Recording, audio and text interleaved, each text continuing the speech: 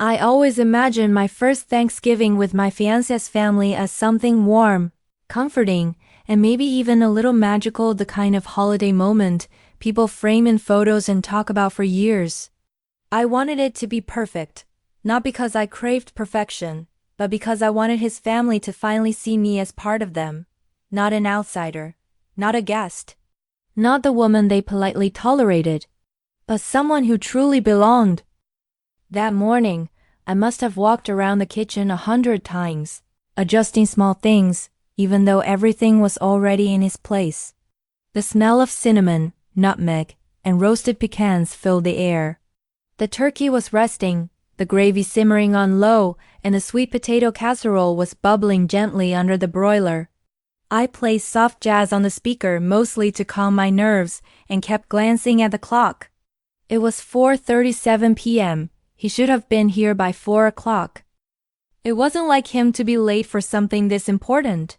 He knew how anxious I was, how much I feared disappointing his mother, and how desperately I wanted the evening to unfold without tension. I wiped my hands on a kitchen towel and tried not to overthink it. They're going to love tonight, I whispered to myself, though even I didn't fully believe it. They will see how much effort I put into this. The table looked beautiful, warm autumn colors, gold-rimmed plates, cloth napkins folded into neat shapes, tiny pumpkins scattered across a runner. I even bought a centerpiece from a local florist, deep burgundy dahlias mixed with eucalyptus and pine cones. It looked elegant, something that would photograph well, something his mother couldn't criticize, but who was I kidding? She would find something, she always did. I checked my phone again. No messages. No missed calls. Just the same screen lighting up with my own reflection, reminding me how nervous I looked. Then suddenly I heard a car door. Finally, I exhaled, fixed my hair and walked toward the front door. I didn't want to seem too anxious, so I slowed down before reaching the entryway. I smoothed the front of my dress, forced a soft, welcoming smile, and pulled the door open, and my smile instantly collapsed. Because my fiancé wasn't he alone. Standing beside him, wearing a soft beige coat and holding a pumpkin pie in a glass dish, was his ex. Not just any ex, the ex. The one who occupied the occasional quiet corner of conversations. The woman his mother still referred to as a lovely girl. The one I had only seen in a few old photos he had forgotten to delete. The one whose name made something in my stomach twist, and she was standing in my doorway. "Hey babe," he said, breathless, like nothing was wrong. "Sorry we're late." Late. Late because he was picking up his ex? My brain couldn't process the moment fast enough. Her smile was polite, almost gentle, but painfully familiar from every picture I had forced myself not to study. "Hi," she said. "Thank you for having me." My breath caught in my throat. "Sorry?" I barely managed to say. His eyes flickered with something, guilt, hesitation, maybe even fear, but he tried to disguise it with a soft laugh. "I should have texted," he admitted. "It all happened really fast." "Can we talk inside?" Inside my home. Into the Thanksgiving dinner I had spent 48 hours preparing. With his ex beside him like some kind of honored guest. I stepped back because my body moved before my mind did. She walked in first, as if she had walked into his family gatherings 1,000 times, like she belonged. The scent of her perfume, warm, floral, expensive, filled the air as she passed me. He followed her. He didn't touch me. He didn't reach for my hand. He didn't try to reassure me. He just walked inside like nothing about this situation was wrong. I closed the door quietly behind them, but inside me something was collapsing, folding into itself like fragile paper. "Where's your family?" he asked casually, placing the pie on the counter. "In the living room," I said, my voice tight. "They arrived an hour ago." "And your mom?" he asked. "She's in there too." "Perfect," he said softly, avoiding my eyes. Perfect. The word felt like a slap. My parents, my sister, and her boyfriend were all sitting together, chatting softly. The moment his ex stepped into the room, All the conversation stopped at once, cut clean in half. My sister's eyebrows rose so high they nearly reached her hairline. My mother blinked twice, confused. My dad opened his mouth but closed it again, probably unsure whether to smile or frown. And then came the moment I dreaded most. His mother walked in from the hallway, dressed in an emerald green silk blouse, her jewelry shimmering under the warm lights. She carried herself with a grace that bordered on arrogance, the kind of woman who spoke softly but made everyone around her feel too loud. When she saw his ex, her face lit up. "Oh, sweetheart," she said, walking toward her with open arms. "You came." They hugged. Actually hugged. A long, lingering hug. I stood there frozen, forgotten, erased. Then his mother glanced at me over the ex's shoulder and smiled. A tiny victorious smile. Like she had been waiting for this moment. Like she had won. "Dinner smells." "Fine," she said to me in a tone that was almost mocking. "But we have plenty of time. We don't want to rush anything." She didn't even look at the table I had worked so hard on. His ex walked toward the couch, greeting his siblings like she hadn't been absent from their lives for years. My fiancé placed a hand on the small of my back, but I stepped forward before he could touch me. "Can I speak to you?" I whispered sharply. "Privately." He hesitated, glanced at his mother who pretended not to watch, and nodded. We walked into the hallway, away from the guests. The moment we were out of sight, my voice broke free. "Why is she here?" I asked, my tone trembling. "Why in the world would you think this is okay?" He exhaled, rubbing the bridge of his nose. "I told you, this is complicated." "Complicated?" I repeated, disbelief rising like a tide. "You brought your ex to Thanksgiving, our first Thanksgiving, without telling me. What part of that is not insane?" He didn't answer. He just looked down. "You're not even denying it," I whispered. "She needed support," he said quietly. "Support?" My voice cracked. "And you thought the best way to support her was to bring her here? Into my house? Into our holiday?" He didn't answer again. I pressed my fingertips against my temples. "Your mother invited her, didn't she?" He swallowed. It was enough of an answer. I stepped back, feeling something inside me harden. "You could have said no," I whispered. "You could have told me. You could have respected me." "I know," he said softly, finally meeting my eyes. "You're right. And yet," I said, numb, "here we are." We stood in silence, both of us breathing shallow, uneven breaths. "I'll explain everything later," he said. "I promise." "Later," I repeated bitterly. "Of course." "Always later." Before he could respond, his mother called loudly from the dining room. "Dinner time. Everyone, please take your seats." He glanced at me with guilt swirling in his eyes. "Please," he said softly. "Let's get through dinner first." I didn't answer. I didn't have the strength. I returned to the dining room to find that the seating arrangement had been altered. The seat next to his mother, the one she knew I planned to sit in, was now occupied by the ex. His mother had placed her there deliberately, leaving a random seat farther away from me. Of course she did. Everyone sat down slowly, aware of the tension but too polite to address it. I took the farthest seat at the table, feeling like a stranger in my own home. My sister gave me a sympathetic glance from across the room. My mother squeezed my hand under the table once, a quiet, "I'm here." But nothing made the humiliation any lighter. His mother lifted her glass. "Before we start eating," she said, smiling warmly at the ex, "I just want to say how grateful I am that everyone is together again." Her eyes flicked toward me. "Everyone who matters." It was deliberate, sharp, a blade disguised as a compliment. My heart thudded painfully. The room went silent.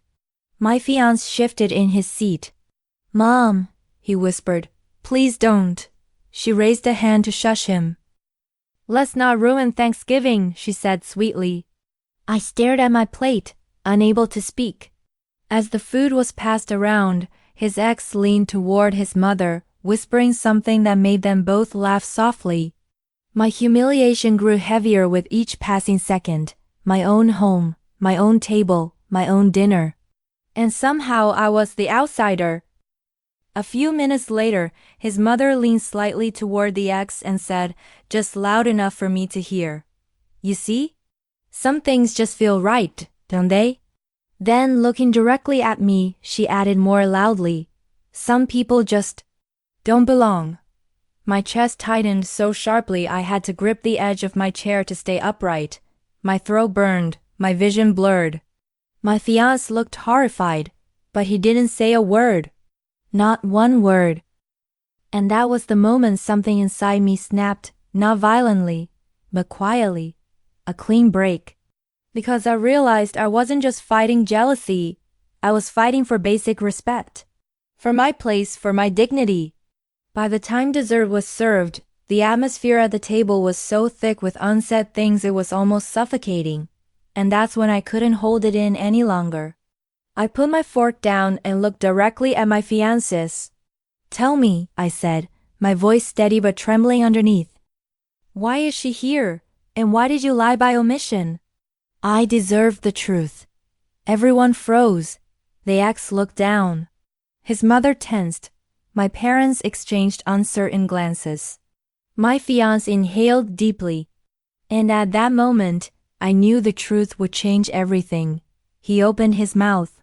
And the world I thought I understood was about to collapse. He opened his mouth, but for a moment nothing came out, just a shaky exhale, the kind people release right before saying something that can't be unsaid.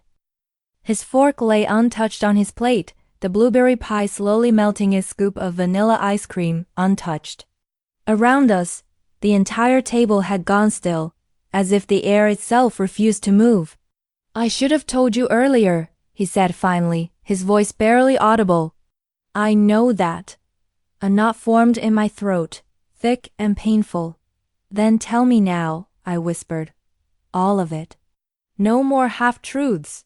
He looked at me, really looked at me, eyes red, jaw tight, and something inside me wavered. For a second, I saw fear. Real fear. Not fear of losing his mother's approval, not fear of conflict, fear of hurting me. But it was too late for that. He turned slightly in his seat, exhaling hard. "She's here because months ago, something happened." His mother immediately interrupted. "This is not the right time," she said sharply. "We don't need to expose personal matters in front of everyone." His ex shifted uncomfortably, her hands trembling on her lap. She swallowed, looked at me, and then at him. "No," she said softly. "She deserves to know." Everyone stared at her in shock, including his mother. My fiancé nodded slowly, then continued. "You remember when Mom got sick earlier this year?" he asked me. I frowned. "You said it was anemia." "It wasn't," he whispered. "It was liver failure." My heartbeat stopped for a moment. "She needed a transplant," he said, his voice cracking. Urgently, my eyes widened. My mind raced back to earlier that year, several strange hospital visits his mother made. Moments of exhaustion she brushed off as being overworked. I remembered offering to help, to bring her meals, to drive her places. She refused every time. "Why didn't anyone tell me?" I whispered. His mother answered this time, her tone cold and defensive. "It wasn't your business." That sentence cut deeper than any knife.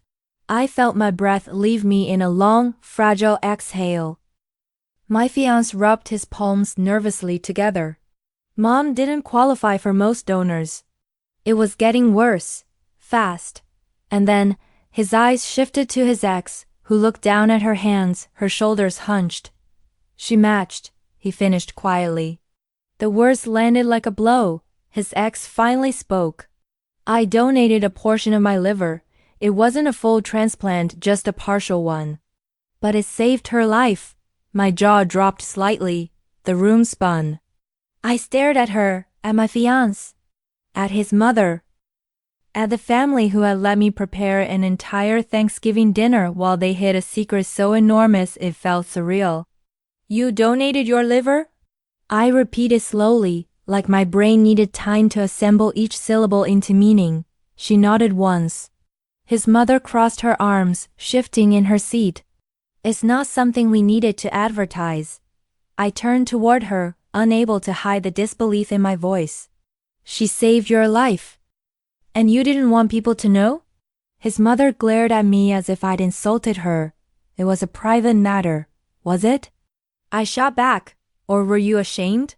The silence that followed was different. It wasn't tense, it was exposed. Like the truth had flipped the table upside down. My fiancé leaned forward. I helped her recover. I drove her to appointments, checked on her when she was in pain, made sure she had meals. You hid all of that from me, I said, stepping into the raw truth. All those days you said you were working late. All those mornings you said you had errands. You were with her. Yes, he admitted, the word breaking out of him like a confession he had dreaded. But not for the reasons you think. My voice came out small and wounded. How do you know what I think? He looked like he might cry. I didn't tell you because I didn't want you to feel like you were competing with her. He ran a trembling hand through his hair. I didn't want you to feel second in my life. And I didn't want Mom's past, with her, to become ours.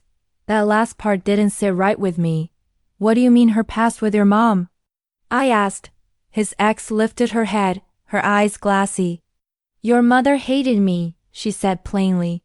Even before the surgery, his mother's eyes flashed. I never hated you. Yes, you did, she interrupted softly but firmly. You told me repeatedly that I wasn't the right woman for your son. That I didn't meet your standards. That we weren't compatible. That was years ago, his mother snapped. No, she whispered, her voice trembling. It was 2 weeks before the surgery, and I still showed up to save your life. The room froze. Everyone stared at her, even the siblings who had stayed silent all evening. My fiancé's mother pressed her lips into a thin line, her pride swelling like a balloon on the verge of bursting.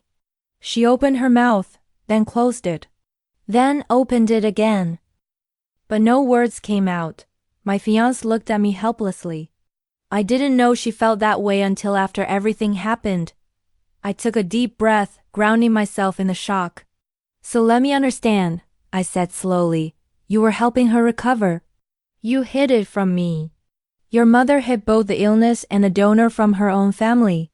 And then you all acted tonight like nothing was weird. No one spoke. Do you have any idea how humiliating this is? I whispered. His ex spoke carefully. I didn't come here to hurt you. I came because I needed closure. I needed to say goodbye to his family on my own terms.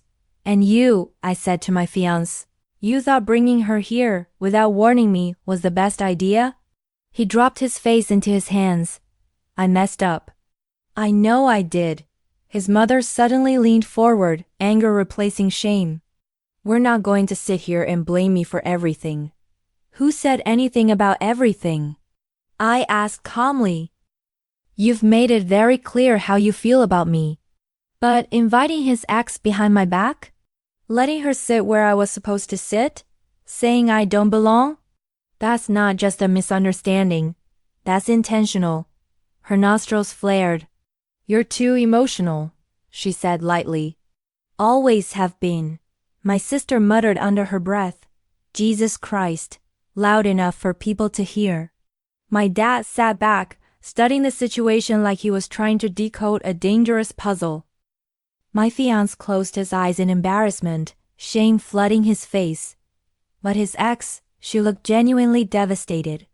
I'm sorry, she said softly, turning toward me. I didn't know she said that to you. I wouldn't have come if I knew this would happen. That's the thing, I said, holding back tears. No one told me anything. Everyone made decisions for me. A heavy silence fell over the room. Then his ex slowly stood up. I need to say something, she said, voice wavering. This isn't just about the surgery. This isn't about him or you or even the past. This is about truth.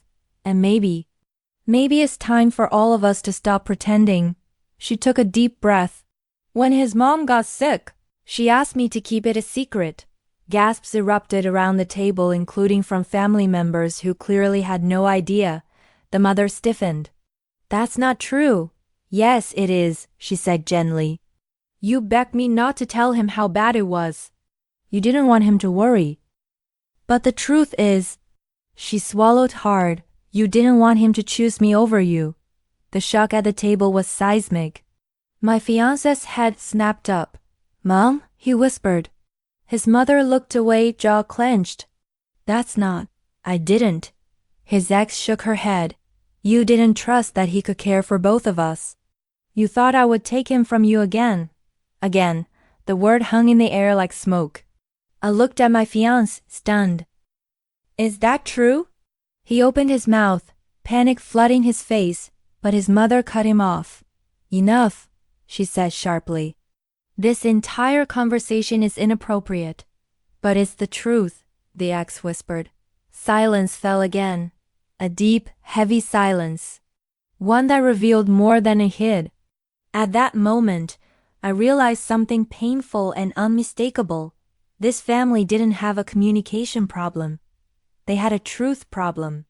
He looked at me with eyes full of desperation. I didn't choose her over you, he whispered. I was trying to protect you. No, I said gently. You were trying to avoid the discomfort of honesty. He flinched because he knew it was true. The ex gently placed her napkin on the table. I came tonight for closure, she said. And I think I finally got it. She turned to his mother. You don't owe me gratitude, she said softly. But you owe him the truth. And you owe her respect. His mother looked away, her pride shaking like a fragile tower. The ex looked at me one last time with sad, sincere eyes. He's a good man, she whispered. But he has a habit of trying to protect the people he loves by hiding things. And that always ends up hurting someone. Then she looked at him. And you have changed, I can see that. But you still have work to do. He nodded slowly, tears forming in his eyes. The ex stepped back from the table. I'll call a rideshare, she said quietly. I shouldn't have come, not like this. No, I said softly. You did nothing wrong. She looked at me, grateful and surprised. I stood, pushing my chair back. Actually, I continued, there's something I need to say. The entire room went still. I looked at my fiancé, at his family, at mine, at his ex. And then the words came quiet, but strong. I love you, I said to him. But tonight, you made me feel invisible. You made me feel like an outsider in my own home. And that hurt more than anything else. He stepped toward me, tears slipping down his cheeks. Please, I'm begging you. Don't let this be the end. I'm not ending anything, I said gently. I'm telling the truth. The thing this family avoids most. He lowered his head. I want transparency, I continued. Real honesty. No more secrets. No more protecting me by lying. I can do that, he whispered desperately. I swear I can. We'll see, I said. He froze at the uncertainty in my voice, but I wasn't finished. I turned to his mother. You don't have to love me, I said calmly. You don't even have to like me, but if your son and I are going to build a life together, then you need to respect me. She didn't speak. Of course she didn't, but something shifted in her eyes. Something she didn't want anyone to see. Fear. Fear of losing control. Fear of losing her son. Fear of the truth. I stepped away from the table. I need some air, I whispered. Please, don't follow me. My fiancé nodded, wiping his face. Okay, he whispered. Take whatever time you need. I walked toward the front door, my pulse still racing, my body trembling with the weight of the night. And then, just as my hand touched the doorknob, I heard my fiancé say softly behind me, I love you. And I'm so sorry. I didn't turn around, but I heard him. And the words followed me outside into the cold November air. The cold air outside hit me harder than I expected.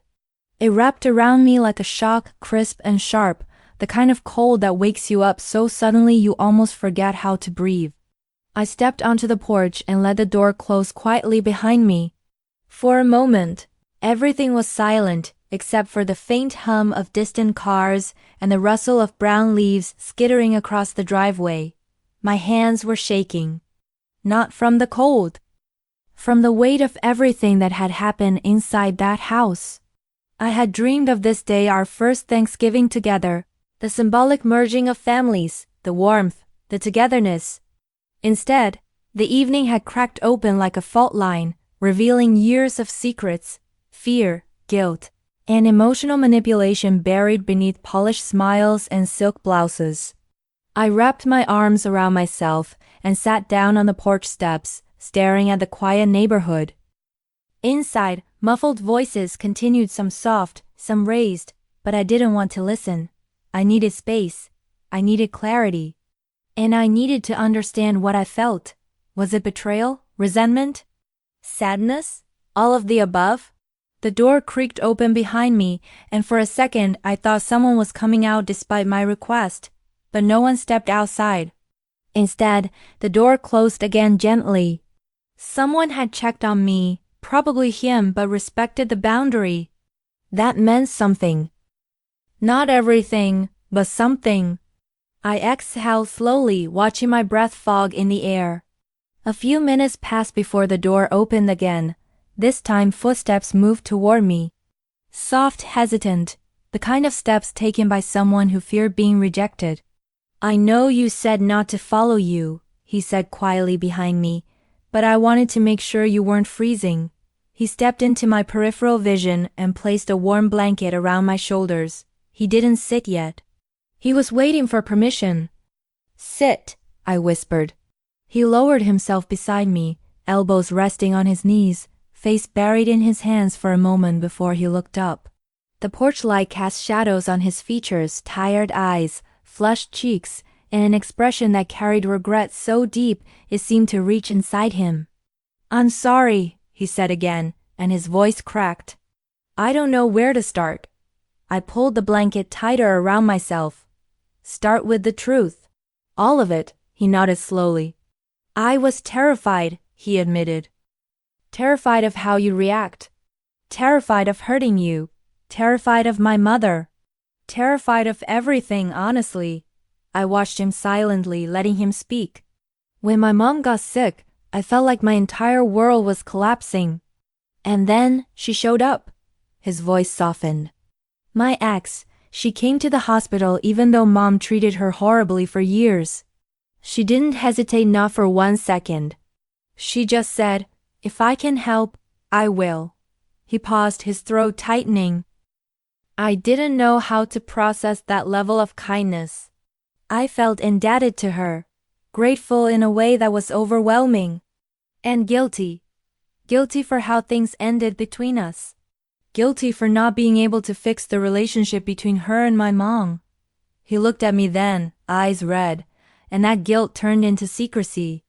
I didn't tell you because I didn't want you to question my loyalty, but in trying to protect your feelings, I ended up hurting you more than anything.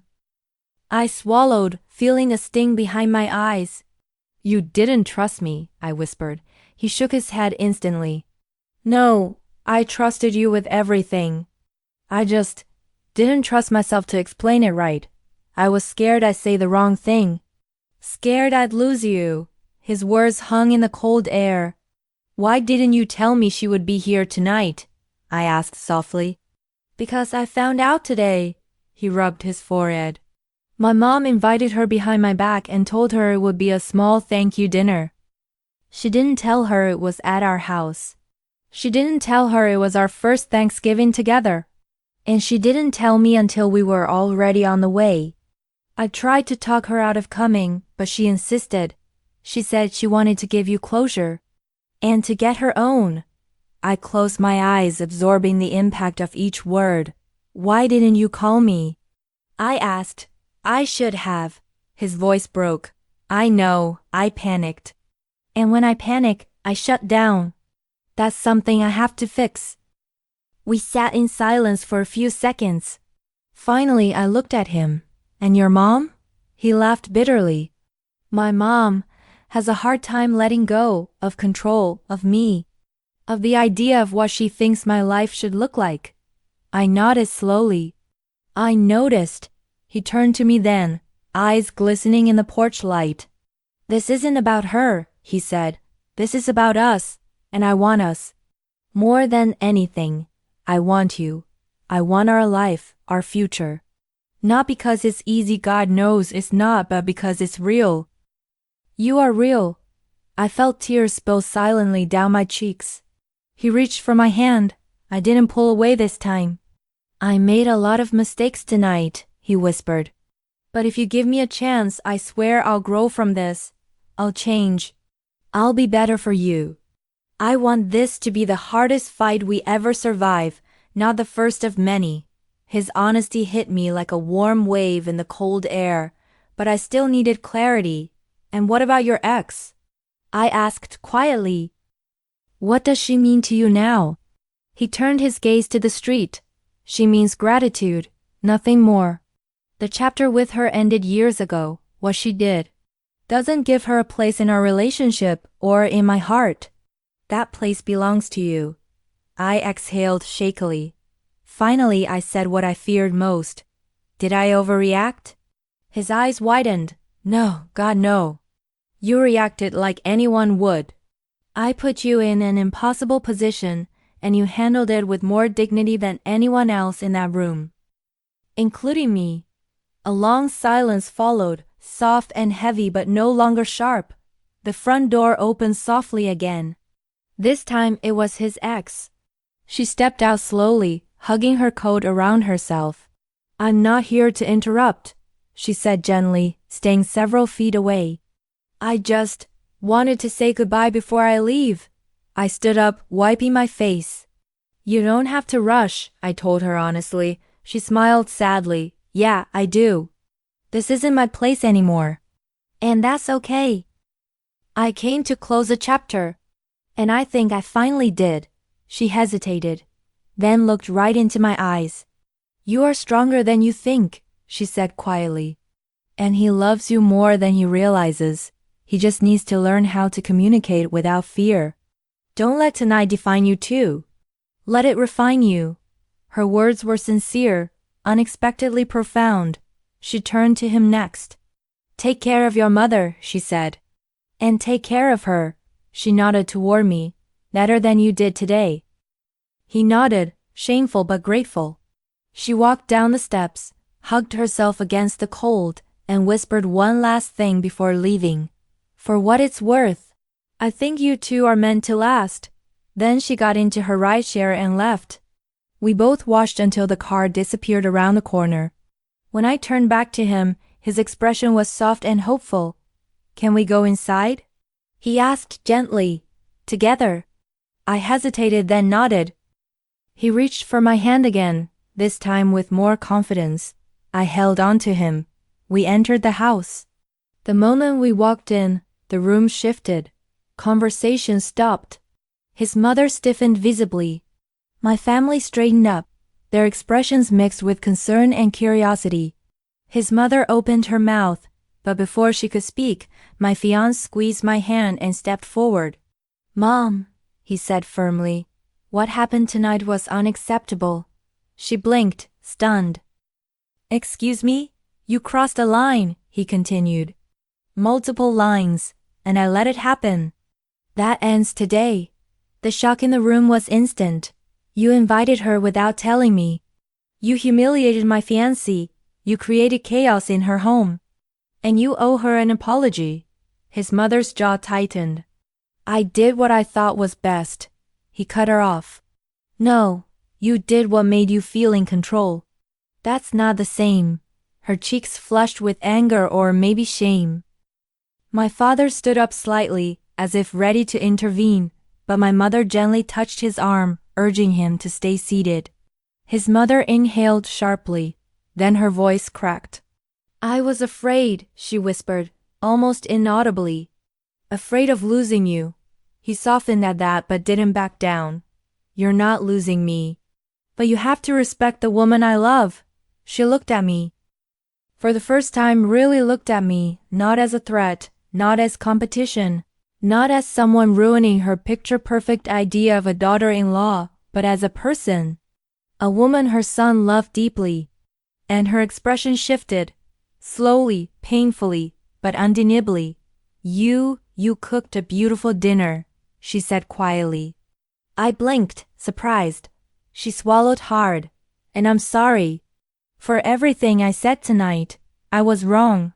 The apology wasn't perfect. It wasn't warm. It wasn't even entirely sincere.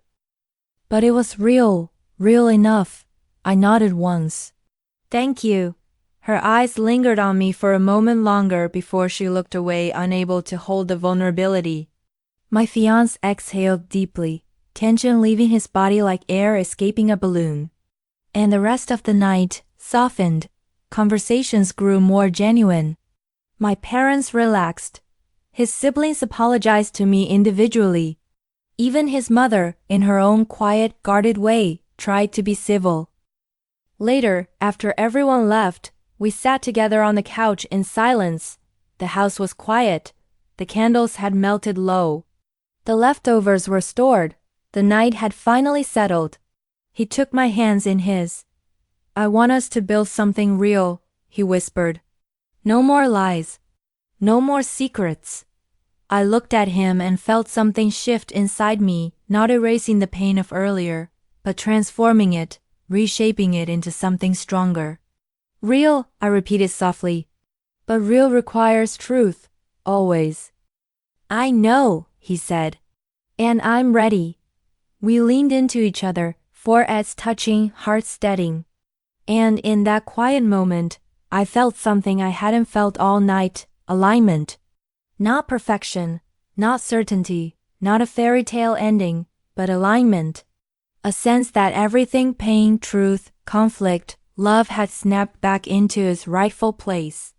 Life had a way of balancing itself, revealing what was hidden, forcing honesty, restoring what had been shaken, not magically, not instantly, but inevitably. As if everything we put into the world, intentions, fears, secrets, truths, eventually returned to us in equal measure, asking to be faced, understood, resolved. And in that balance, we found each other again. When we finally went to bed, I whispered something softly, almost to myself, but loud enough for him to hear. Next Thanksgiving is going to be different. He kissed my forehead. I promise. I smiled, exhausted but hopeful. And before I fell asleep, I remembered to add quietly, naturally what I would soon tell the audience too. If you're new here, don't forget to subscribe. And if this story touched you in any way, feel free to support the channel by buying me a coffee. The link is in the description. And please share your thoughts in the comments. I'd love to hear what you felt. Then I drifted into sleep beside the man I loved, finally truly with truth between us instead of silence.